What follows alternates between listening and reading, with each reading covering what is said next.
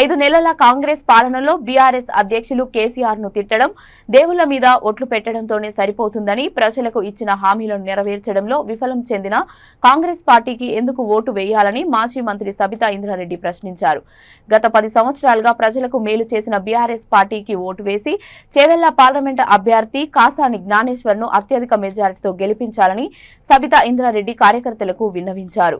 వికారాబాద్ జిల్లా మర్పల్లి మండల కేంద్రంలో ఎన్నికల సందర్భంగా ఏర్పాటు చేసిన కార్యకర్తల సమావేశంలో ఆమె మాట్లాడారు. ఈ సమావేశంలో జిల్లా పార్టీ అధ్యక్షులు ఆనంద్, ఎంపీ అభ్యర్థి కాసాని, కార్తీక్ రెడ్డి, స్థానిక నాయకులు, కార్యకర్తలు అధిక సంఖ్యలో తరలివచ్చారు.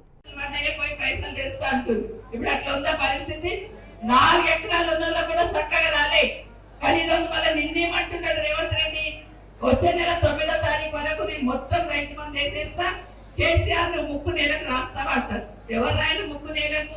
నువ్వు సరిగ్గా టైం చేయలేవు రైతు బంధు కాబట్టి నువ్వు రాయి ముఖ్యమంత్రి గారు ముక్కు నేలకు, కేసీఆర్ కాదు.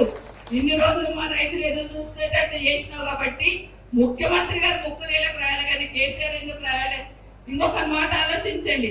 పోయిన నెల కేసీఆర్ గారు ఒక 15 రోజుల కింద రైతుల పంటలు ఎండిపోతున్నాయి, రైతులు ఆత్మహత్య చేసుకుంటున్నారు, మరి వాళ్ళను ధైర్యం ఇయ్యండి, ఆ కుటుంబాలను ఆదుకోండి అని కేసీఆర్ గారు చెప్పాడు. చెప్తే ఏమన్నాడు రేవంత్ రెడ్డి గారు ముఖ్యమంత్రి గారు, నువ్వు ఎవరెవరు రైతులు చచ్చిపోయారో 24 గంటల